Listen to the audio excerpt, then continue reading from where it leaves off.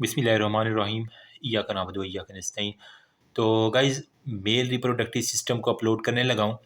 अभी हमने female reproductive system और ब्रेस्ट को बहुत ही अच्छे वे में जो है ना मैंने कोशिश की है, फिर कह रहा हूँ कि एक ही रात में बंदा इसको कवर कर ले, ठीक है। अब मेल रिप्रोडक्टिव से जो बॉयज़ हैं वो प्लीज़ अपने हथियार को टाँकी-शाकी मार लें। इसके अंदर कुछ ऐसे निमोनिक्स हैं जो आपके लिए काफ़ी फ़ायदेमंद है। जिस तरह मैंने ब्रेस्ट पैथोलॉजी के अंदर फीमेल्स को मुखातिब करके कहा था कि लिख लें अपने ब्रेस्ट के ऊपर, तो वो काम आएँगे, और मैं निमोनिक के साथ मैंने बताया। और this is just for educational purposes. अगर कोई यूट्यूब वाला सुन रहा है, वीडियो रिमूव ना कर देना मेरी, ये ना हो के बाद में पता चले कि सारी मैंने ज़ाया।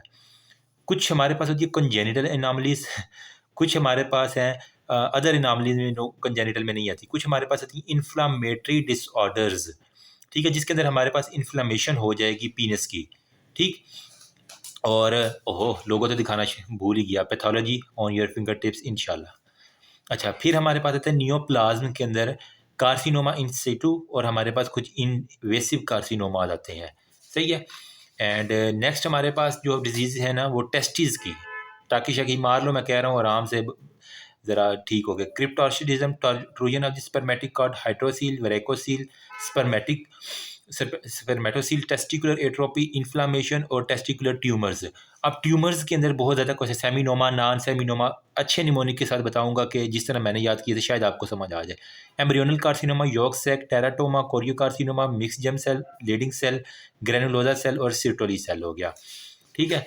फिर लास्ट में हमने जो है ना वो WHO की क्लासिफिकेशन करनी है ट्यूमर्स की जी, ठीक है, जम सेल, सेक्स कार्टर, वो सारे के सारे। एंड फिर हमने डिजीज़ ऑफ द प्रोस्टेट करना है। प्रोस्टेट एक इंपॉर्टेंट क्वेश्चन है आपका।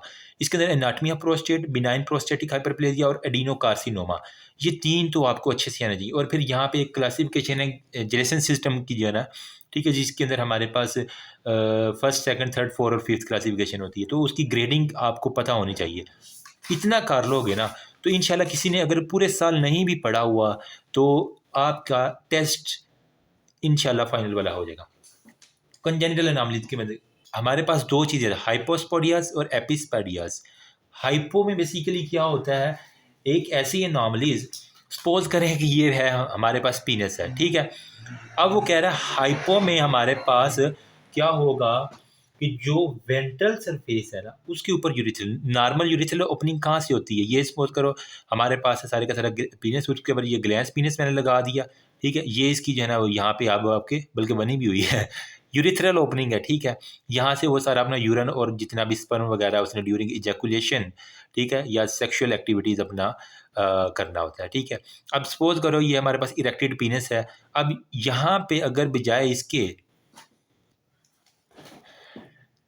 नीचे वाली साइड पे जो है ना, अगर इसकी यूरिथ्रल की ओपनिंग, मतलब यहाँ से अगर बिल्कुल बंद है और यहाँ से जो है ना वो आपका यूँ समझ लें कि ये आपका जो है ना यूरिथ्रा नीचे से निकल रहा है, ठीक है, तो इसे मैं कहूँगा हाइपोस्पोडिया, ठीक है। तो ये अब पीनस की कौन सी पोजीशन है, ये है जी आपकी वेंट्रल पोजीशन, क्योंकि जब इरेक्टेड पीनस होता है तो हम इस तरह करते हैं, ये वेंट्रल पोजीशन होगी नीचे वाली, और ऊपर वाली हम उसके कहते हैं dorsal position of the पीनस। Easy हो गया, ठीक है। तो अगर वेंट्रल पोजीशन से निकले हमारे पास यूरिथ्रल ओपनिंग, ठीक है, तो हमारे पास मतलब यूरिथ्रल की ओपनिंग अगर मैं वेंट्रल से निकालूँ तो ये हाइपोस्पोडियस है। अगर ये ऊपर वाली साइड से निकले, देखो ना नॉर्मली यूँ लगा होता है बॉडी के साथ, ठीक है, यूँ करके, ठीक है। अगर नीचे वाली साइड से तो हमारे पास हाइपोस्पोडियस है, अगर ऊपर वाली ये डॉर्सल सरफेस के ऊपर है तो इसको हम कहेंगे एपिस्पोडिया। तो अगर डॉर्सल है तो हमारे पास होगा एपिस्पोडियस, ठीक है। अमूमन ये कन्फ्यूज़ कर जाए तो मैंने इसके लिए याद रखा था HIV से याद कर लो ना, HIV मतलब हाइपो में हमारे पास आता है वेंट्रल सरफेस, तो डॉर्सल फिर एपी के होगा, ठीक है। डी के बाद ई आता है ना, तो एपी में हमारे पास होता है डॉर्सल सरफेस, हाइपो में हमारे पास होता है वेंट्रल सरफेस, ठीक है। अगर कोई एग्जामिनर कभी कभार पूछ लेते हैं, कुछ हम होते हैं कह लें कि खुश दिल मिजाज मैं कहना चाहूँगा उन्हें, तो वो पूछ लेते हैं बेटा ये आपके हाथ में जो पेंसिल है इसको पीनस समझो और इसके ऊपर लोकेशन करके बताओ। उनकी भी बात ठीक है, अगर आपके पास आ जाए पेशेंट, ठीक है, ओपीडी के अंदर, ठीक है, तो आप क्या लिखेंगे, उसका आपको पता ही नहीं होगा लोकेशन का, तो क्या आपने एल लिखना है वहाँ पे।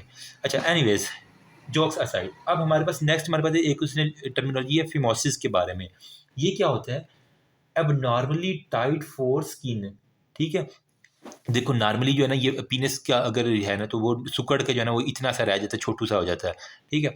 लेकिन जब इरेक्टेड होता है तो फिर वो इतना बड़ा हो जाता है। इसके ऊपर क्या होती है, पूरी की पूरी स्किन होती है और सारे वो टिश्यूज़ वगैरह जो भी उसके अंदर मैं नहीं जा रहा। अगर वो कह रहा है खुदा ना ख़ास्ता यहाँ पे फोर स्किन जो है ना वो हमारे पास टाइट हो जाए, ठीक है? बिल्कुल हमें टाइट फोर स्किन हो गई है, ठीक है? और वो impossible to retract over the glans penis, ठीक है? मतलब कि ये सपोज़ करें ये स्किन है ना, ठीक है? तो ये आगे तक आ गई है, इसने यूरेथ्रा को भी आगे से कवर कर लिया और पीछे नहीं जा रही, वो टाइटली स्किन है, ठीक है? जो कि हमारे पास कह रहा है कि difficult to retract over the glans penis, ठीक है? हमारे पास है difficult to retract over glans penis, मतलब यहाँ से पीछे नहीं जाती है, जहाँ से आपको वो सारे का सारा ग्लैंस पीनस नज़र वो नहीं नज़र आ रहा, तो इसका मतलब है कि इसको ना फिमोसिस हो गया। मैं आपको डायग्राम दिखाता हूँ, बड़ी खूबसूरत सी जो है ना वो डायग्राम यहाँ पे बनी होगी, ठीक है? लाइट का थोड़ा सा मसला अब ठीक है, ठीक है? ज़्यादा नहीं दिखाऊंगा क्योंकि यूट्यूब वाले फिर मसला करते हैं कि तुम ये क्या गंदी चीज़ें दिखा रहे हो। ये देखो नॉर्मली पीनस यूँ होता है, ये ठीक है, यहाँ तक जो है ना इसका यहाँ पे यूरिथ्रा ओपनिंग, इसके ऊपर अगर इतनी स्किन ना आ जाए, ठीक है, और ये पीछे ना जाए, ठीक है, तो इसका क्या मतलब है कि ये हमारे पास नॉर्मल ये होता है ना पीनस, ठीक है, यहाँ से नज़र आता है, ठीक है, जो हम सर्कमसिजन भी करते हैं जिसकी, अगर ये स्किन ऊपर ही रह जाए, वो पीछे ना जाए, तो इसे हम कहते हैं फिमोसिस।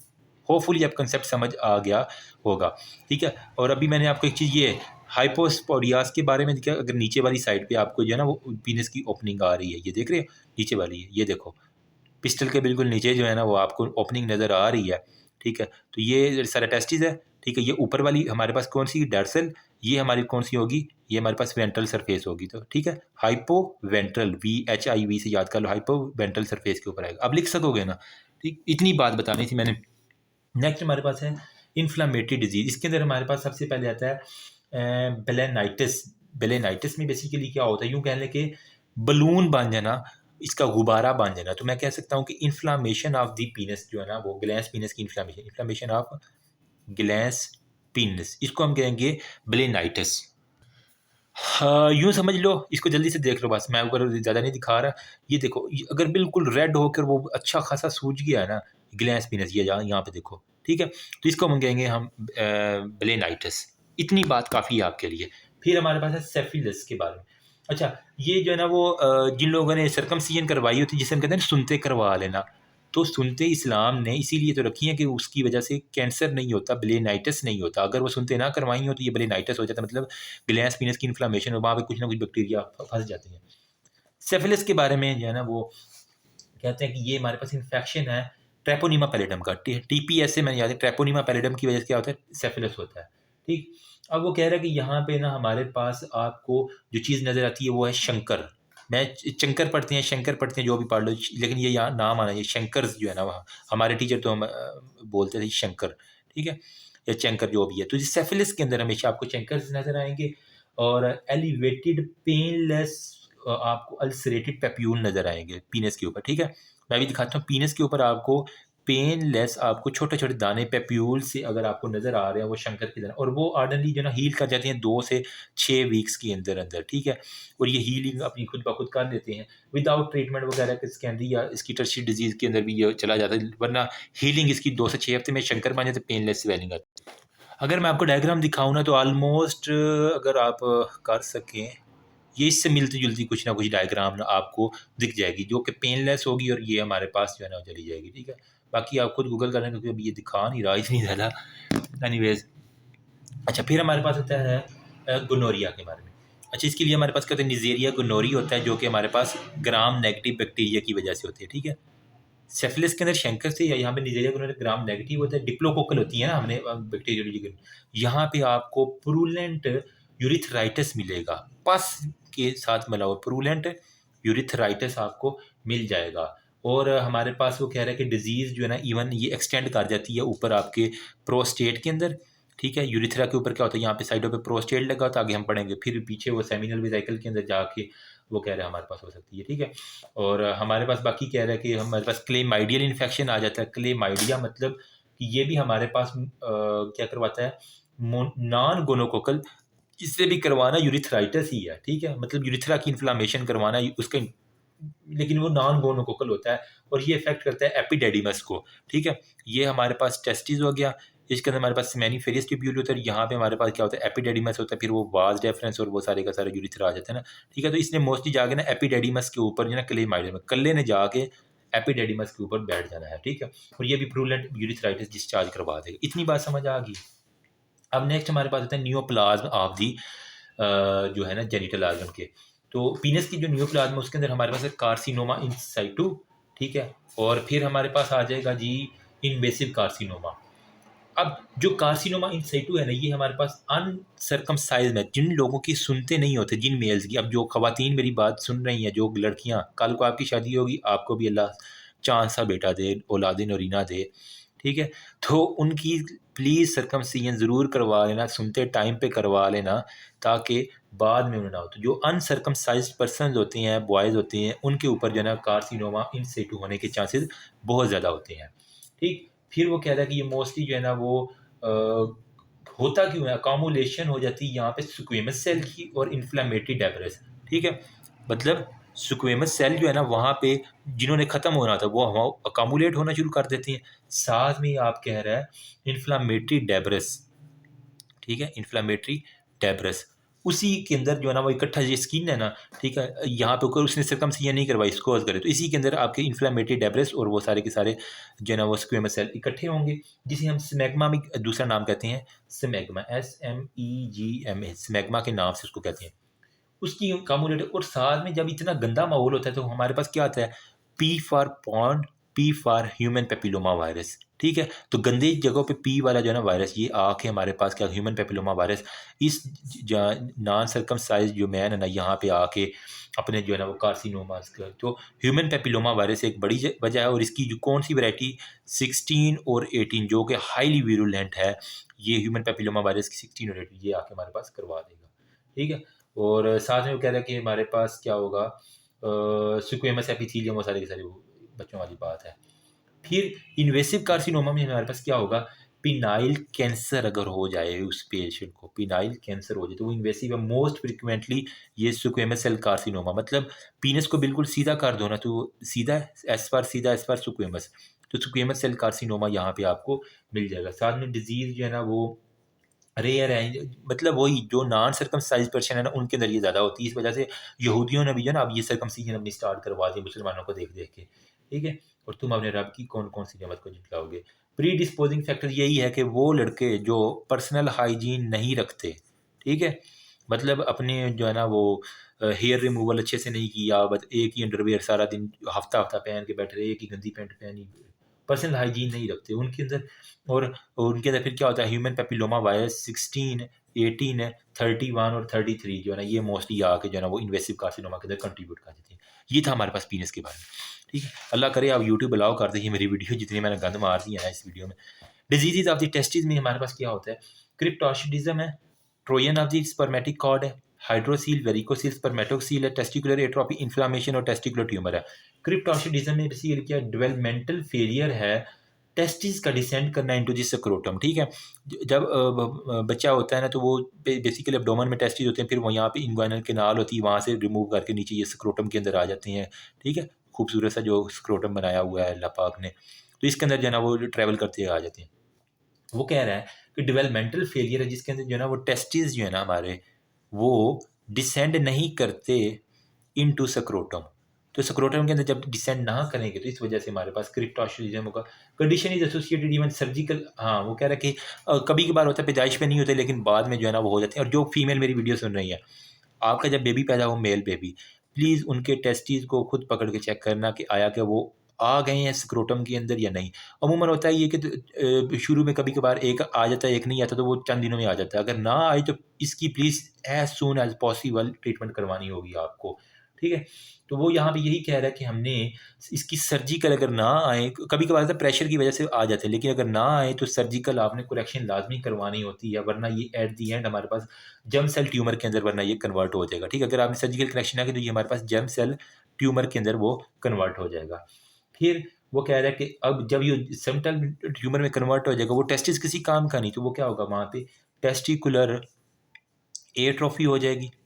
नंबर सेकंड पे हमारे पास कह रहा है कि वो मेल स्टीराइल हो जाएगा। ले भई, अब आप कर लो अपने बेटे की शादी, खुशियाँ देख लो, पोता देख लो, आप नहीं देख पाई, आपने तब चेक ही नहीं किया उस बेचारे के स्क्रोटम को, अगर तब चेक कर लेते तो आज तुम दादी बनी होती, नानी बनी होती, ठीक है?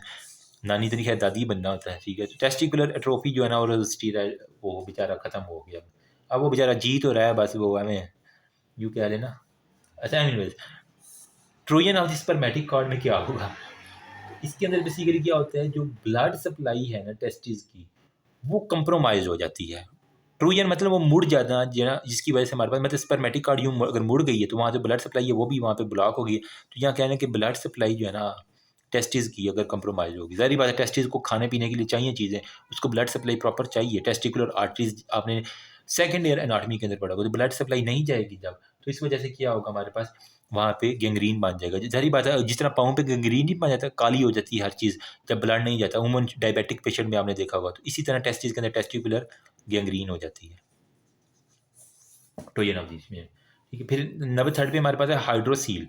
हाइड्रोसील में वो कह रहा है कि ये सीरस फ्लूइड होता है, हाइड्रो मतलब पानी है, ठीक है? सैया ने देखा ऐसे मैं पानी पानी हो गई, तो हाइड्रोसील में यही है, serous fluid filling in the tunica vaginal, testis testis के ऊपर ट्यूनिका की लेयर्स होती हैं, उनके अंदर जो होता है ना ट्यूनिका वेजिनैलिस, बस नाम याद कर लेना, ट्यूनिका टीवी से याद कर लो, टीवी से, वहाँ पे वो कह रहा है हमारे पास क्या होता है, इवन के फ्लूइड फीलिंग हो जाती है, सीरस फ्लूइड जो है ना वहाँ पे आ जाता है, सीरस फ्लूइड वहाँ पे आ जाता है। और ये हाइड्रोसील चेक करते हैं जब आर्मी का आपने टेस्ट देना होता है ना, फाइनल मेडिकल में, इनिशियल में भी चेक कर लेते हैं, लेकिन फाइनल में इसको बड़े अच्छे तरीके से मुझे पता है, याद अभी तक, सीएमएच जो वो चेक करते होते हैं पकड़ पकड़ के हर एक एंगल से, कहीं इसको कुछ है, ये टेस्टिस का पीनस का कोई मसला तो नहीं, इसको कोई बवासीर तो नहीं है, ये सारे चेक करते हैं।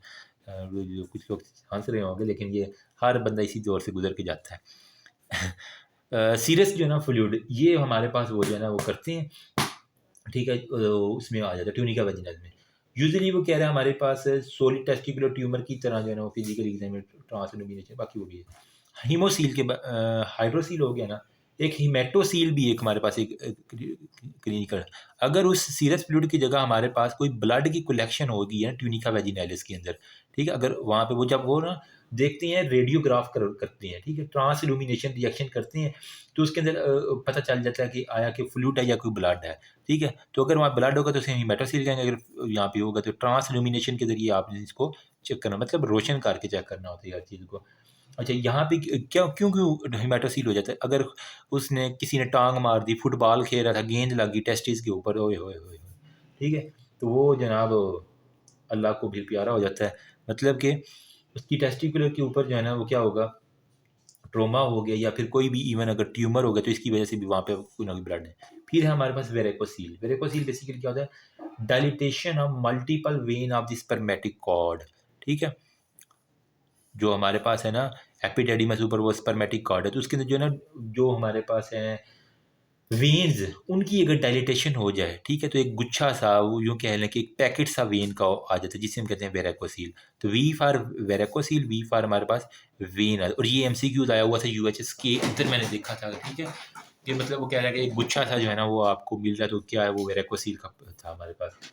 अच्छा, नेक्स्ट वो कहते हैं हमारे पास है जी स्पर्मेटोसील। स्पर्मेटोसील में क्या होता है, स्पर्म कंटेनिंग सिस्ट हो गया, ठीक है? मतलब ऐसी सिस्ट जिसके अंदर हमारे पास स्पर्म हो, तो उसको हम कहेंगे स्पर्मेटोसील। इन सिंपल वर्ड यूं कह लें कि टेस्टिस के साथ ही एक छोटी सी सिस्ट हो जाती है, जिसके अंदर ना आपको स्पर्म से नज़र आ जाते हैं, लेकिन वो एक्चुअल टेस्टिस नहीं है, वो एक सिस्ट होती है जिसे स्पर्मेटोसील। ये डायग्राम देख लो, मैं ज़्यादा नहीं दिखाऊंगा, ठीक है? छुपा के ज़रा, ओहो ये तू किधर से आ गई है यार, मेरा दिल ये पुकारे आजा। ये देखो, ठीक है? इसके अंदर आप देख लो गौर से डायग्राम, ये टेस्टिस है पीले ब्लू वाला, उसके ऊपर वाइट सी आपको ये स्पर्मेटोसील नज़र आ रही है, ठीक है? एक्चुअल में ये टेस्टिस, लेकिन इसके अंदर आपको स्पर्म नज़र आ जाए, जिसे कहते हैं स्पर्मेटोसील, मतलब यहाँ से टेस्टिस की ही एक सिस्ट बनी हुई है जो कि स्पर्मेटोसील आपको शो हो रही है, ठीक है? ये आपके पास आ गई। अच्छा, नेक्स्ट जो है ना वो हमारे पास क्या होता है, टेस्टिकुलर एट्रोफी, मतलब टेस्टिस इतने सुकड़ गए कि वो ख़त्म होना शुरू हो गए हैं। क्यों होते हैं जी ये? इटियोलॉजी वो कह रहा है ऑफन अननोन है अभी तक, लेकिन कंडीशन में वो कह रहा है कि जिन लोगों को आर्चाइटिस हो जाता है ना, मतलब इन्फ्लामेशन ऑफ द टेस्टिस, अब वो गर्ल्स जिनके कल को औलाद नरीना होगी, प्लीज़ खुदा का वास्ता, अगर आपके बेटे को मम्स हो जाए, कान पेड़े हो जाएं, या उसके वो जबड़े के ऊपर सोजिश हो तो प्लीज़ उसको जो है ना as soon as possible doctor के पास ले जाइएगा, ठीक है। क्यों?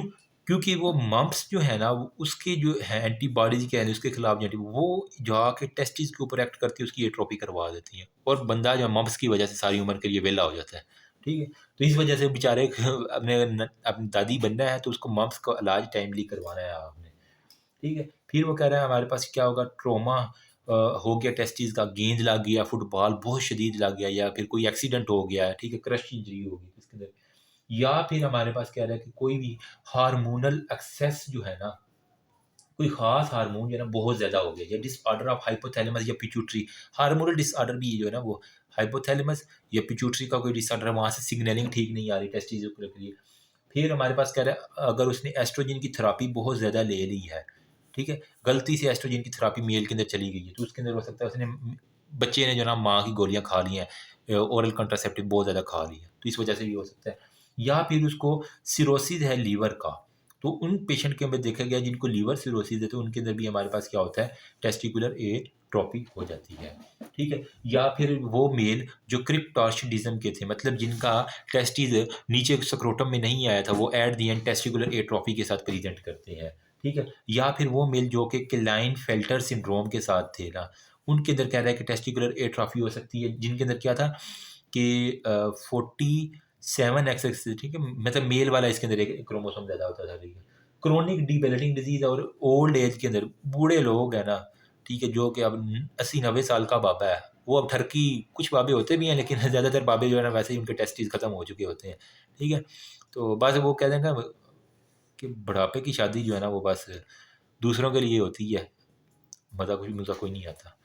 एनीवे इन्फ्लेमेशन में हमारे पास क्या होगा, टेस्टिस जो है ना वो इतने नॉर्मल, अगर ये साइज़ है ना तो वो अपने साइज़ से इतना बड़ा टेस्टिस अगर आपको नज़र आ जाए, ठीक है, तो इसका मतलब है ये आर्चाइटिस का है, मतलब कि बैक्टीरियल आर्चाइटिस मोस्टली जो है ना वो एसोसिएटेड विद एपिडेडिमस के, ठीक है।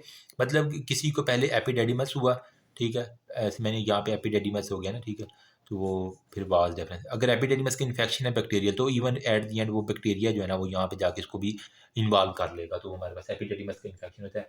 या फिर कह रहे हैं कि वायरल ऑर्चाइटिस कोई वायरस हो सकता है, कोई बैक्टीरिया हो सकता है, ठीक है। जैसे कि वायरस में मम्प्स के अंदर जो है ना अमूमन ऑर्चाइटिस हमने कहा था ना, यहाँ पे मम्प्स का मैंने बात की है।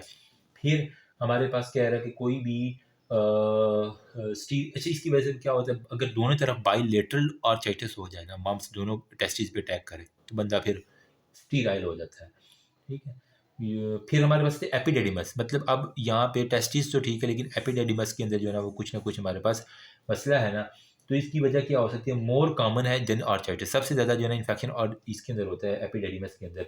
वजह क्या है, वही नेगेटिव काम करने वाले Neisseria gonorrhoea gram negative bacteria, फिर क्लेमाइडियल ट्रैकोमिटस हो गया, ई कोलाई हो गया, या फिर इवन टीबी जिन लोगों को होता है ना, ठीक है, माइकोबैक्टीरियम टीबी, तो उनके अंदर भी हमारे पास देखा एपिडेडिमाइटिस बहुत ज़्यादा कॉमन है। फिर हमारे पास आता है टेस्टिकुलर ट्यूमर। अच्छा, टेस्टिकुलर ट्यूमर में हमारे पास क्या होता है, इसको यार हम एंड पे थोड़ा सा करते हैं, ठीक है, ताकि ये थोड़ा सा लंबा है ना, तो इससे पहले हम थोड़ा सा जो है ना इसकी कर लेते हैं, प्रोस्टेट की डिजीज़ कर लेते हैं, उसके बाद हम टेस्टिस के ऊपर आएंगे क्योंकि टेस्टिस को मैंने ब्रीफली डिस्प्ले करना है। प्रोस्टेट के ऊपर वो कह रहा है हमारे पास क्या होगा, एनाटॉमी ऑफ प्रोस्टेट, सबसे पहले ये चेस्ट नट साइज का वो कह रहा है कि हमारे पास जो है ना वो यूरिथ्रा जहाँ से शुरू होता है वहाँ पे एक बाई लोब्ड आपको प्रोस्टेट खूबसूरत सा मिलता है, ठीक, फीमेल में नहीं होता, फीमेल परेशान ना हो, मेल के अंदर ही होता है सिर्फ ये, ठीक है। अब वो कह रहा है कि हमारे पास इसकी जो है ना वो कुछ जोन होते हैं, प्रोस्टेट के जोन होते हैं, कितने जोन होते हैं, कोई 4 एक जोन होते हैं लेकिन मेजरली हमने 2 में डिवाइड करते हैं। एक हमारे पास होता है यूरिथ्रा के जो बिल्कुल साथ लिखा हुआ है, इसे हम कहते हैं पेरी यूरिथ्रल जोन, ठीक है। फिर जो हमारे पास जो है ना इसके बाद एक जोन आता है जिसे हम कहते हैं central zone, central zone, centre के बाद एक रीजन आता है जिसे हम कहते हैं ट्रांजिशनल जोन, ट्रांजिशनल जोन, और जो सबसे एंड वाला आपको नीले वाला नज़र आ रहा है इसे मैं कह देता हूँ पेरीफेरल जोन। तो ये 4 जोन आपको फिंगर टिप्स में आना चाहिए। अब इनमें इंपॉर्टेंट कौन सा है, ये जो है ना ट्रांजिशनल और पेरीफेरल। ट्रांजिशनल के अंदर मोस्टली जब इन्वॉल्व होगा तो बिनाइन प्रोस्टेटिक हाइपरप्लेजिया होगा, पेरीफेरल जब इन्वॉल्व होगा तो हमारे पास प्रोस्टेट का कैंसर होगा। तो ये एमसीक्यू यहीं से रगड़े जाते हैं मुझे, तो वो देखते नहीं है, ठीक है। तो हमारे पास वो कह रहा है कि जो मोस्टली जो है ना ये वाला और इनके साथ फिर साथ में सेंट्रल और पेरी यूरिथ्रल जोन भी ना, ये मोस्टली इन्वॉल्व होती हैं बिनाइन प्रोस्टेटिक हाइपरप्लेजिया के अंदर, ठीक है। ये सबसे ज़्यादा इन्वॉल्व है, फिर इससे कम उससे कम। पेरिफेरल का बीपीएच के साथ कोई ताल्लुक नहीं है बिनाइन प्रोस्टेटिक के साथ, ठीक है। तो फिर पेरिफेरल का किसके साथ ताल्लुक है, ये हमारे पास आता है यूरिथ्रल साइनसिस क्लोज होते हैं, यहाँ पे वही है। टेस्टिकुलर जो है ना हमारे पास वही क्रेस्टिस का कार्सिनोमा, प्रोस्टेट का जो कार्सिनोमा है ना, ठीक है, उसके साथ जो है ना वो पेरिफेरल। यूँ कह रहे हैं झगड़ा करने वाला ट्रांजिशन और पहले 3 वाले बीपीएच के साथ है, आखिर वाले जो है ना वो कैंसर को कहते हैं तुम दफ़ा हो जाओ आखिर पे, तो इसको वो कह देंगे। अब बिनाइन प्रोस्टेटिक हाइपरप्लेजिया के अंदर जो है ना वो कह रहे हैं हमारे पास बिनाइन नोड्यूलर हाइपरप्लेजिया भी हो सकता है, प्रोस्टेटिक भी हो सकता है, ठीक है। ये प्रोस्टेटिक और नोड्यूलर हो सकती हैं हमारे पास। वो कह रहा है कि हमारे पास ये मोस्टली किन किन लोगों में होती हैं। अमूमन आते हैं बाबे ओल्डर एज में, मतलब सेक्स कर कर कर कर कर कर प्रोस्टेट उनका इतना सेक्रीशन कर दी जाती है, वो फूल चुका होता है, यूँ याद करने के लिए ओल्डर एज में हमारे पास आती हैं। फिर इसका बिनाइन प्रोस्टेटिक जिनको होता है उनके अंदर कैंसर का कोई चांस नहीं है। No relation of benign prostatic hyperplasia with prostate cancer. Cancer की इलामात और हैं, वजह और है, बीपीएच की वजह और है, ठीक है। इसका कभी भी रिलेशन नहीं आपस में आता। होता क्या है, बीपीएच जो है ना वो हमारे पास action of the dihydrotestosterone DHT के साथ इसका सारे का सारा रिलेशन है, ठीक है। अब टेस्टोस्टेरोन जो है ना जो मेल प्रोड्यूस कर रहा है, ठीक है, उसके ऊपर एक्ट करता है 5 अल्फा रिडक्टेज एंजाइम। वो इसको किसके अंदर कन्वर्ट करता है, डाई हाइड्रो टेस्टोस्टेरोन के अंदर। अब ये जो डाई हाइड्रो टेस्टोस्टेरोन है ना, इनको लगता है इस जोन के ऊपर, ट्रांजिशनल सेंट्रल और पेरिफेरल के ऊपर, और इनको फुला देता है। इतनी सी बात है। तो हमने अगर ट्रीटमेंट करनी हो तो हम क्या करेंगे, चुप करके ऐसी मेडिसिन निकालेंगे जो 5 अल्फा रिडक्टेज एंजाइम को मार दे। तो टेस्टोस्टेरोन ना डाईहाइड्रो में कन्वर्ट होगा ना इसको मिलेगा। तो हमने 5 अल्फा रिडक्टेज को कम करने वाली जो है ना वो हमने देनी होती है मेडिसिन, जो आपने फार्मा में शायद पढ़ा भी हो। फिर वो कह रहा है कि साथ में हमारे पास क्या होता है, बीपीएच के अंदर आपको हाइपरप्लेजिया होता है, ठीक है। हाइपरप्लेजिया होता है किसका, ग्लैंडुलर और फाइब्रोमस्कुलर, क्योंकि प्रोस्टेट के अंदर कुछ ग्लैंडुलर पोर्शन है जिसने सिक्रीशन करनी है और कुछ हमारे पास मस्कुलर पोर्शन है फाइब्रोमस्कुलर। तो दोनों का जो है वगैरह हमारे पास हाइपरप्लेजिया हो, ग्लैंडुलर भी और फाइब्रोमस्कुलर भी, दोनों का हमारे पास हाइपरप्लेजिया हो जाएगा। फिर वो कह रहा है बीपीएच जो है ना वो हमारे पास कह रहे हैं पेरी यूरिथ्रल और ट्रांस यूरिथ्रल में हमारे पास मोस्टली होगा, ठीक है। और हाँ, जब ये पेरी यूरिथ्रल जोन इन्वॉल्व होता है ना, तो ये क्या करता है पेरी यूरिथ्रा जोन, क्योंकि ये यूरिथ्रा के बिल्कुल साथ है, तो इसने क्या करना है, जब वो बंदा पेशाब करने लगेगा तो इसको रोक देगा। तो वो कहेगा डॉक्टर साहब मुझे तो पेशाब के कतरे आते हैं, मुझे पेशाब करता हूँ लेकिन बाद में फिर हल्के हल्के कतरे आते हैं, मैं नमाज में सजदे में जाता हूँ तो मेरे पेशाब के कतरे गिर जाते हैं। क्या होता है, जब वो पेशाब करता है थोड़ा सा पेशाब जो है ना पीछे रह जाता है, क्यों, क्योंकि ये जो पेरी यूरिथ्रल जोन है ये इसको बंद कर लेता है, ठीक है। जब तक फोर्स नहीं आएगी, जो जब वो सजदा करता है फोर्स लगती है तो फिर वो पेशाब के कतरे यहाँ से पीने से बाहर आ जाते हैं, ठीक है। तो इस वजह से जब पेरी यूरिथ्रल जोन इन्वॉल्व होगा तो उसको ड्रिबलिंग ऑफ द यूरिन के साइन आएंगे, यूरिनरी ऑब्स्ट्रक्शन के साइन आएंगे, फ्रीक्वेंसी, डिसयूरिया, हेजिटेंसी, मतलब वो कहेगा डॉक्टर मैं पेशाब रोक नहीं सकता, मेरा अमूमन पेंट में निकल जाता है पेशाब, ठीक है। तो इस तरह की वो कहानी आपको बताएगा। साथ में कह रहा है कि मुझे यूँ लगता है कि मैंने पेशाब कर लिया लेकिन अभी भी पेशाब अंदर है, मुझे मैं घंटा घंटा बैठा रहता हूँ लेकिन पेशाब फिर आराम आराम आराम आराम से आता है, फिर निकलता है, फिर निकलता है, फिर निकलता है, ठीक है। तो इस वजह से होता है। अब जब पीछे ब्लैडर में जो है ना वो हमारे पास पेशाब सारा नहीं निकलेगा, तो यहाँ पे ब्लैडर में कलेक्शन होना शुरू हो जाएगी पेशाब की, ठीक है। ब्लैडर से कलेक्शन पीछे यूरिटर में जाएगी, तो हमारे पास क्या कंडीशन आएगी, यूरिटर के अंदर पेशाब भरता जाएगा, तो इससे हम कहेंगे हाइड्रो यूरिटर हो जाएगा, ठीक है। अगर बहुत ज़्यादा बढ़ गया तो बिल्कुल इसने पेशाब बंद कर देना, मैं बता रहा हूँ। इसकी वजह से क्या होगा, हाइड्रो यूरिटर होगा, दोनों साइड के यूरिटर पानी से भर जाएंगे पेशाब से, हाइड्रो यूरिटर होगा। और इवन वो अगर यूरिटर की भी एक हद होती है, वो इवन फिर किडनी को ऊपर इन्वॉल्व करना शुरू कर देंगे, तो किडनी भी पानी पानी हो जाएगा, तो इसे हम कहेंगे हाइड्रोनेफ्रोसिस। हाइड्रोनेफ्रोसिस और हाइड्रो यूरिटर जो है ना वो इसकी बीपीएच की कॉम्प्लिकेशंस आ जाती हैं, और एक वक्त मसाना जो है ना वो जवाब दे जाता है बंदे का, कहता है बस मेरी तो बस हो गई है भाई, ठीक है। अब हमारे पास होता है एडिनोकार्सिनोमा। एडिनोकार्सिनोमा एक्सट्रीमली जो है ना वो कॉमन है, ये भी हमारे पास बूढ़े लोगों में है। यूँ कह रहे हैं कि एडी मतलब अल्लाह जितना नामी कोई है वो भी बूढ़ा है, तो इसके अंदर ओल्डर एज के अंदर जो है ना वो हमारे पास होगा। अब यहाँ पे हमने कह रहा है कि कोर्स जो है ना वो मे बी इंडोसन या अग्रेसिव भी हो सकता है। अब इसके अंदर ना वो कह रहे हैं हमने एडिनोकार्सिनोमा के लिए एक सिस्टम लॉन्च किया है जिसे हम कहते हैं ग्लेसन सिस्टम ऑफ ग्रेडिंग, जो कि हमने प्रोस्टेट के एडिनोकार्सिनोमा के लिए लॉन्च किया। कितना कैंसर है, तो genesis system of the grading के लिए हमने ये लॉन्च किया है। ठीक है, बताता हूँ क्या होता है। अब अगर वो कह रहा है कि हमने इसके अंदर हम ना डिफ्रेंशिएशन देखते हैं कि आया कि वेल डिफ्रेंशिएटेड है या पुअर डिफ्रेंशिएटेड है, तो इसके ऊपर हमने डिस्कशन करेंगे सारी की सारी। अभी नेक्स्ट मैं बताता हूँ आपको। फिर वो कह रहा है डायग्नोसिस ऑफन जो है ना वो रेक्टल एग्जामिनेशन। आप क्या करते हैं, मरीज़ को कहते हैं लेटो, उसकी रेक्टम के अंदर ना ग्लव्स डाल के उंगली डालते हैं रेक्टम के अंदर और वहाँ से पल्पेट करते हैं कि प्रोस्टेट का कहाँ पे मसला आ रहा है। ठीक है, तो या बीपीएच के अंदर भी, उसके अंदर भी, तो आपने रेक्टल जो है ना वो एग्जामिनेशन उसके पीछे से जो है ना वो फिंगर डाल के पखाने वाली जगह से करनी है। उमूमन ये है ना पेशेंट जो बड़ा ही जो है ना वो शर्मिंदगी महसूस करते हैं और कुछ लोग तो उसका मजाक भी बना लेते हैं, यार डॉक्टर को उंगल लग सॉरी फॉर दैट यार, पता नहीं क्या बोल जाता हूँ मैं। रेक्टल एग्जामिनेशन जो है ना वो करनी होती है। अच्छा, फिर वो कह रहा है प्रोस्टेट कैंसर एसोसिएटेड विद, जिसको प्रोस्टेट कैंसर होता है ना उसके अंदर देखेंगे तो प्रोस्टेट स्पेसिफिक एंटीजन का लेवल जो है ना वो बहुत ज़्यादा होगा। ठीक है, तो पीएसए का लेवल जब भी आपको ज़्यादा मिले तो सिंपल कट है, प्रोस्टेट का एडिनोकार्सिनोमा कहीं ना कहीं चल रहा है। ठीक है, तो अब यही है। मैं बाकी वो कह रहा है हमारे पास क्या होगा, prostate cancer characterize by increase serum prostatic acid phosphatase. Prostatic acid phosphatase का लेवल, प्रोस्टेट स्पेसिफिक एंटीजन एक तो ज़्यादा है और उसके अंदर प्रोस्टेट एसिड फास्फाटेज का जो है ना वो अब आपके पास लेवल बहुत ज़्यादा हो जाएगा।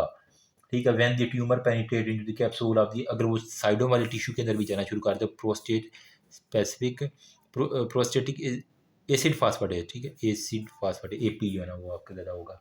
बाकी वो कह रहे हैं increase serum alkaline phosphate is often indicator of the osteoblastic lesion होगा। अगर आपके पास अल्कलाइन फास्फाटेज का लेवल भी आ रहा है, यहाँ पे था क्या चीज़, एसिड फास्फाटेज का, जिसका मतलब था टिश्यू के अंदर जा रहा है वो प्रोस्टेट का कैंसर।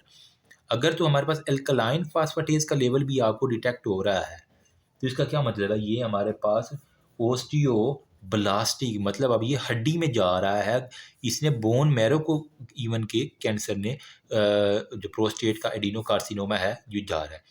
अल्कलाइन फास्फाटेज ओस्टियोब्लास्टोमा, फिर प्रोस्ट एसिड फास्फाटेज हमारे पास टिश्यू के लिए, हमारे पास अगर ये टिश्यू को इन्वेट कर लेगा।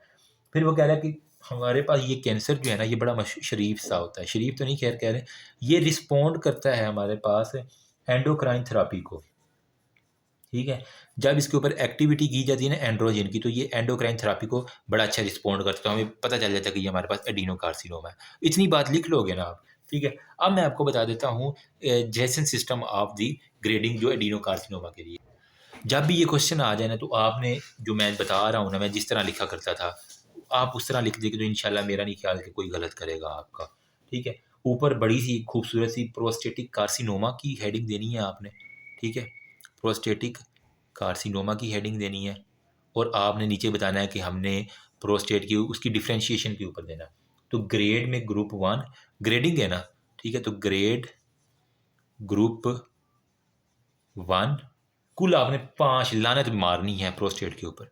ठीक है, grade group 2, grade group 3, grade group 4 और ग्रेड ग्रुप 5, ये 5 आपने क्लासिफिकेशन कर देनी है तो इंशाल्लाह आपका काफ़ी हल है। ग्रेड ग्रुप 1 में वो कह रहे हैं हमारे पास क्या होगा, only individual discrete well farmed gland आपको मिलेगा। मतलब ये सबसे जो ग्रेड 1 वाला है ना, ये कह लें कि इसको, अच्छा देखो ना प्रोस्टेट के ये होते हैं ना, ये वाला हम दोनों तरफ से जो ना सैंपल लेते हैं उसकी डिफ्रेंशिएशन देखते हैं।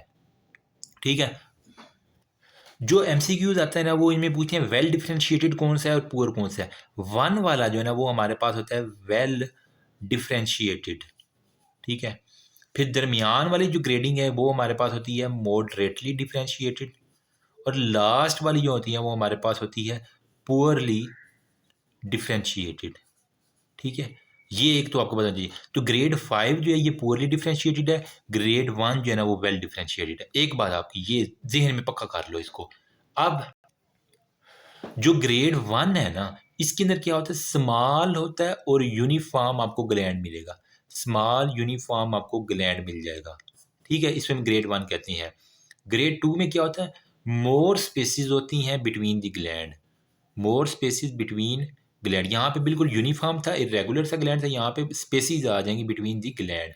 3 में हमारे पास इनफिल्ट्रेशन ऑफ द सेल आपको मिल जाती है, इनफिल्ट्रेशन ऑफ सेल्स मिल जाती है। 4 में हमारे पास क्या होगा, इरेगुलर आपको मासिस मिल जाएंगे। और 5 में लेक ऑफ ओकेजनल ग्लैंड होगी, यहाँ बिल्कुल ग्लैंड की तबाही हो चुकी है, ठीक है। यहाँ पे आप डिफ्रेंशिएट ही नहीं कर पा रहे, लेक ऑफ ओकेजनल ग्लैंड, वहाँ पे आपको शीट ऑफ द सेल जो है ना वो मिल जाएंगे। तो स्मॉल यूनिफॉर्म, मोर स्पेसिस, डिस्टिंक्टली इनफिल्ट्रेशन, इरेगुलर, 4 पे इरेगुलर, ठीक है, ये भी पूछा जाएगा। 4 पे हमारे पास इरेगुलर होगा और 5 पे lake of the occasional gland होगा, शीट ऑफ दी हमारे पास सेल होगा। ये हमारे पास पुअरली डिफ्रेंशिएटेड है, ये हमारे पास वेल डिफ्रेंशिएटेड होती हैं। ये तो थी हमने ग्रुपिंग अभी की है, ठीक है।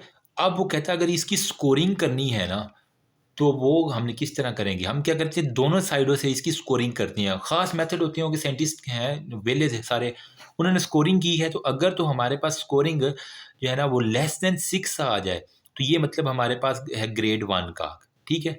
अगर हमारे पास स्कोरिंग जो है ना वो 7 आ जाए, ठीक है, एक तरफ हमारे पास 3 आ जाए, दूसरी तरफ 4, कुल मिला के हमारे पास कितना आ जाए 7, तो ये हमारे पास ग्रेड 2 है। अगर एक वाले में 4 पहले आ जाए, 3 से आ जाए, तो ग्रेड 3 में हमारे पास लेकिन होगी फिर भी वही 7, ठीक है। फिर हमारे पास जो है ना वो 8 के अंदर जो है ना वो जेल्सन सिस्टम स्कोरिंग में ग्रेड 4 में हमारे पास स्कोर कितना होगा 8, मतलब 4 और 4 हो गया। बाकी जो ग्रेड 5 है ना, इसके अंदर स्कोरिंग कितनी होती है 9 और 10, मोस्टली अमूमन आपको ना 10 जो है ना वो आपको मिल जाएगी। 4 जमा 5 या 5 जमा 4 हो गया, ठीक है, या फिर 5 जमा 5, ये वाली ग्रेडिंग आपको फिंगर टिप्स पे आनी चाहिए, ठीक है। अगर किसी को भी मसला है ना तो मुझे कमेंट सेक्शन में बता देना, मैं आपको बता दूंगा। देखो 1 2 3 4 5, ठीक है, वेल डिफ्रेंशिएटेड, पुअरली डिफ्रेंशिएटेड पक्का, uniform gland, spaces, infiltration, irregular masses, और यहाँ पे लेक ऑफ द ग्लैंड। 6 से कम 7 7 8, एंड वाला 10, 9 और 10 एंड वाले में। शुरू में 3 छोटा है, 2 छोटा है, तो 2 के बाद 3 आएगा, 3 के बाद 4 आएगा, तो 4 पहले यहाँ पे लिखना है, ठीक है। तो ये इस तरह ग्रेडिंग इसकी याद कर लो। बाकी 8 जो है ना, 4 को ज़रब दे दो 2 से 8 बन जाता है, बाकी 5 को ज़रब दे दो 2 से 10, 9 और 10 इसके अंदर आ जाएगा। 4 जमा 5, 5 जमा 4, या 5 जमा 5, पक्के नंबर हैं आपके। इतना आसान अगर किसी को क्वेश्चन नहीं ना आता तो वो मेरा पुत्र छुट्टी करे, आप उसकी इधर जगह नहीं है, ठीक। अब मैंने ना एक आपको ना बताना है मार्कर्स, कुछ ट्यूमर मार्कर्स हैं एमसीक्यूज पॉइंट ऑफ व्यू से जो मैंने लिखे हुए हैं ना, ठीक है। सेमिनोमा जहाँ पे आ जाएगा, मतलब टेस्टिस का जो है ना वो हमारे पास कैंसर, अभी मैं बताता हूँ कैंसर मुझे पता है मैंने करवाने हैं। सेमिनोमा का जहाँ पे कैंसर होगा वहाँ पे ह्यूमन कोरियोनिक गोनेडोट्रोफिन आपको ज़्यादा मिलेगा, साथ में आपको प्लेसेंटल अल्कलाइन फॉस्फेट, ठीक है, अल्कलाइन फॉस्फेटेज एंजाइम, ये ज़्यादा मिल जाएगा। तो ये हमारे पास सेमिनोमा की पक्की निशानी है। फिर अगर तो टेराटोमा होगा तो आपको क्या चीज़ मिलेगा, आपको ह्यूमन कोरियोनिक गोनेडोट्रोपिक और अल्फा फेक्टोप्रोटीन AFB, ये 2 चीज़ें मिलेंगी तो पक्का टेराटोमा का है, ठीक है। फिर अगर आपको एम्ब्रियोनल कार्सिनोमा मिल जाए,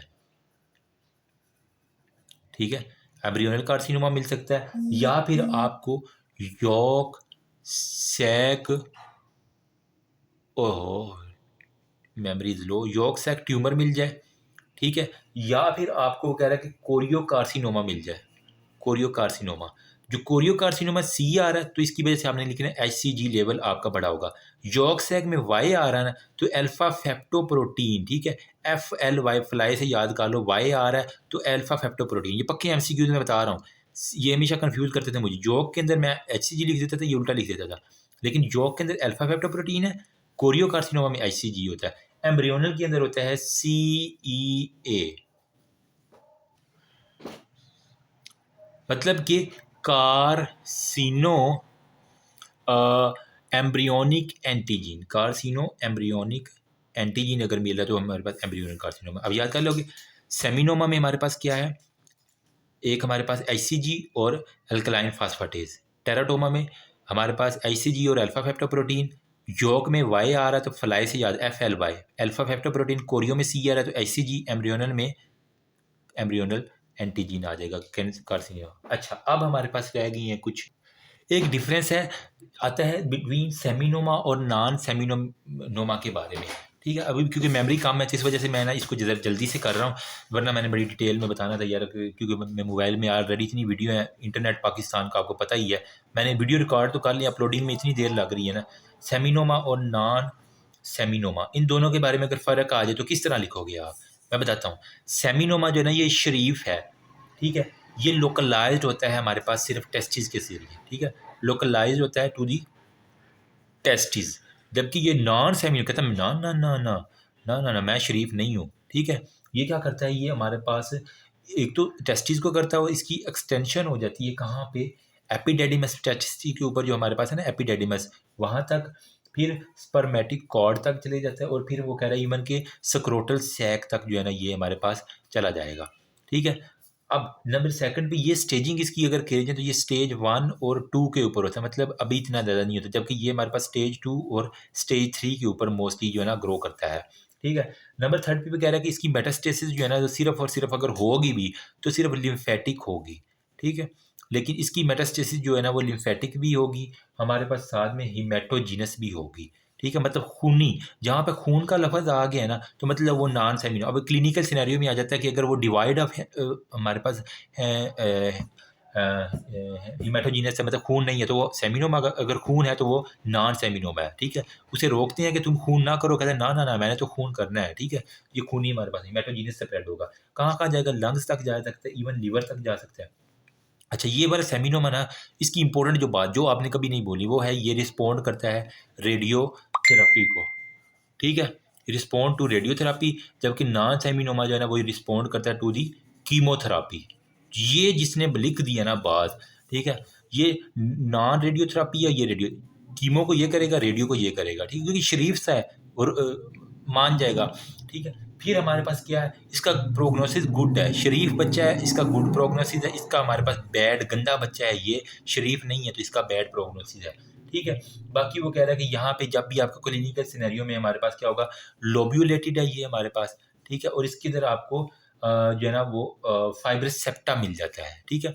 जब भी आपको क्लिनिकल से फाइब्रस सेप्टा नजर आए, गुड प्रोग्नोसिस है, रेडियोथेरापी है, लिम्फेटिक के सिर्फ खून नहीं आ रहा और लोकलाइज टू टेस्टिस सेमिनोमा के ऊपर ट्रिक करना है, वरना बाकी ये नॉन सेमिनोमा है, ठीक है। इतनी सी बात आप लिख लोगे कि नहीं लिख लोगे, इतनी जिसने लिख दी ना वो काफ़ी है। बाकी ये नॉट वेरी एग्रेसिव, ठीक है, एग्रेसिव है लेकिन नॉट वेरी एग्रेसिव, शरीफ बच्चा है, नॉट वेरी एग्रेसिव, जबकि ये हमारे पास बड़ा ही जो है ना वो एग्रेसिव है, ठीक है। बाकी वो कह रहा है इसका क्या है, हाँ, ट्यूमर जो है ना इसके अंदर क्या कहते हैं, प्राइमोडियल जर्म सेल होते हैं इसके अंदर, ठीक है, प्राइमोडियल जर्म सेल होती है, जबकि इसके अंदर क्या होता है, एम्ब्रियोनिक स्टेम सेल होती है, इसके अंदर एम्ब्रियोनिक हमारे पास स्टेम सेल होते हैं, ठीक है। यहाँ पे जर्म मतलब शरीफ बच्चा है तो छोटा सा जो जर्म सेल बना दिया, जबकि ये एम्ब्रियो बड़ा वाला एम्ब्रियो है, अंदर जाके पंगे ले रहा है। तो इतनी बात आपको बतानी चाहिए, सेमिनोमा और नॉन सेमिनोमा के बारे में आ गई। अब हमारे पास WHO क्लासिफिकेशन है, कुछ हमारे पास होते हैं जी WHO क्लासिफिकेशन में जर्म सेल ट्यूमर, ठीक है, जर्म सेल ट्यूमर, और कुछ हमारे पास होते हैं सेक्स कॉर्ड ट्यूमर, ठीक है। ये मेजर दो है ना, लेकिन बाकी भी अभी मैं आपको दिखा देता हूँ अगर ये मेमोरी ने साथ दिया। अच्छा, मैं मेरे ख्याल में पहले लिख लूँ ताकि हमारी मेमोरी बाज जाए थोड़ी सी एंड पे। ओके जी, अब हमारे पास जो सेक्स कॉर्ड ट्यूमर है ना, इसके अंदर मैंने निमोनिक बनाया था, LGS जो स्कूल होता है ना वहाँ जाके ना किसी लड़के ने सेक्स कर लिया, ठीक है। तो सेक्स कॉर्ड में ये मैंने किया, सॉरी सॉरी सॉरी, बस मेरा यही निमोनिक है, अगर किसी को अच्छी लगे या बंदी लगे, फिर लोग मैसेज करते हैं यार कुछ और निमोनिक बना लिया, मेरे यही हैं, जिसको अच्छे लगते रखे, नहीं तो अपने बना के नीचे कमेंट में बता देना बस। LGS में एल से lending cell, सिर्टोली cell, granulosa cell, ये जो तीन है ना ये सेक्स कॉर्ड ट्यूमर है, बाकी जितने हैं तो उसको आपने जन्म में LGS में सेक्स करवा देना, बाकी आपने जो है ना वो जर्म सेल में रख देना। Seminoma, spermatocytic seminoma, embryonal carcinoma, yolk sac tumour, choriocarcinoma, mature, immature, malignant teratoma, ये टेराटोमा सारे, यॉर्क सैक, यकी लगाने वाले, embryonal carcinoma, spermatic seminoma, SS seminoma, spermatic seminoma, embryonal, yolk sac, choriocarcinoma, और हमारे पास 3 टेराटोमा आ जाते हैं, ये सारे के सारे आपके आ जाएंगे इसी क्लासिफिकेशन में, ठीक है। तो जो सेमिनोमा होते हैं मैंने कहा था कि वो आपको पता है कि ये हमारे पास क्या होता है, मलिग्नेंट इन नेचर होती है लेकिन रेडियो सेंसिटिव होती है, मैंने आपको बता दिया। और जब सेमिनोमा जहाँ पे आएगा आपको क्या क्या चीज़ें मिलेगी, ह्यूमन कोरोनिक गोनेडोट्रोपिन, और हमारे पास एसिड फास्फाटेज आपको मिल जाएगा, ठीक है। बाकी हमारे पास जो एम्ब्रियोनल कार्सिनोमा है ना, इसके बारे में बात हो रही है, मलिग्नेंट जर्म सेल ट्यूमर है, ठीक है, ये भी हमारे पास। और स्पर्मेटिक सेमिनोमा बल्कि रह गया ना, तो इसके अंदर क्या होगा, वही tumour seen in the older man में स्पर्मेटिक में। एम्ब्रियोनल में हमारे पास यही कह रहा है कि मैलिग्नेंट जर्म सेल है, यहाँ पे क्या होगा, एचसीजी जो है ना आपको एम्ब्रियोनल के अंदर वो मिलेगा। और हमारे एम्ब्रियोनल के लिए हमने एक और चीज़ देखी थी, एम्ब्रियोनल एक एंटीजन सी खास CEA, कार्सिनोमा एम्ब्रियोनल वाली, ये वाली, ठीक है, ये याद कर लेना।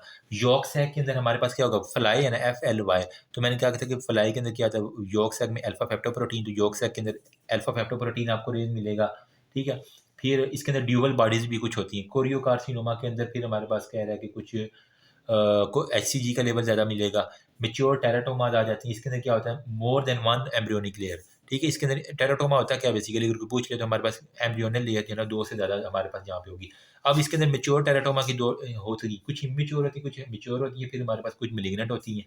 तो आप उनको डिपेंडिंग, फिर कोरियोकार्सिनोमा में ICG का लेवल ज़्यादा है, फिर मिक्स्ड या कॉम्बिनेशन होती है जिसके अंदर फिर सिर्टोली सेल है ना, इसके अंदर क्या होगा, सिर्टोली लेडिंग सेल, यहाँ पे देखो, ये देखो, लीडिंग सेल में हमारे पास क्या होगा, नॉन जर्म सेल ट्यूमर है, मतलब ये सेक्स कार्ड वाले, अब समझ आ रही है मेरी।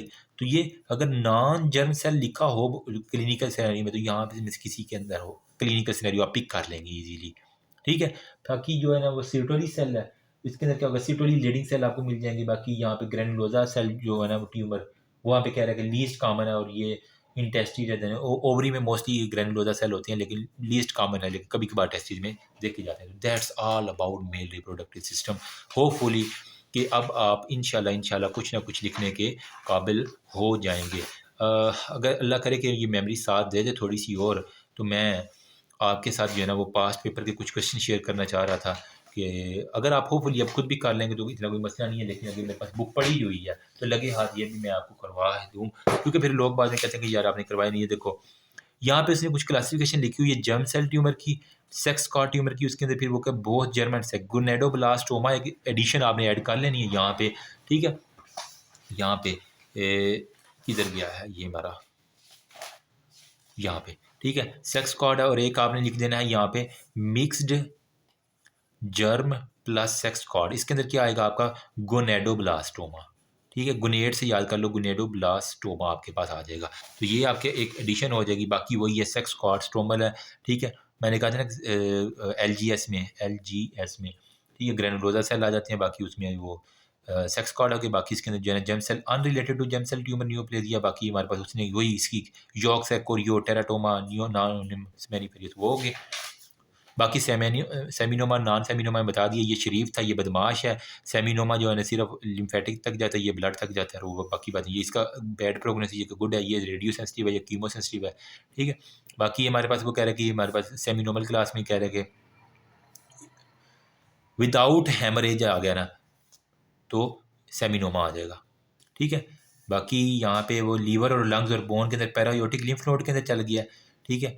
मैंने पहले टेस्टिकुलर मास है, उसको टेस्टिस के अंदर आया हुआ है मास, ठीक है। फिर वो क्या कह रहा है हमारे पास, वो लीवर लंग में, मतलब वो मेटास्टाइज कर गया, तो स्पर्मेटोसिटिक ट्यूमर हमारे पास आ जाएगा, जो कि पैरायोटिक लिम्फ नोड के अंदर जा रहा है ना।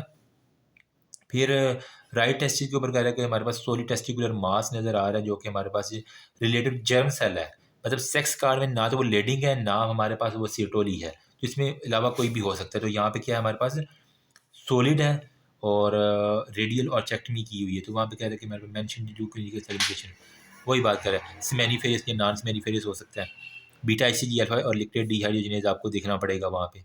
और क्लासिफिकेशन ऑफ टेस्टिकुलर ट्यूमर, बाकी ये मॉर्फोलॉजी ऑफ टेराटोमा, इसके अंदर मुख्तलिफ लेयर होती है, सॉलिड कार्टिलेज, हेमरेज और नेक्रोसिस होगी।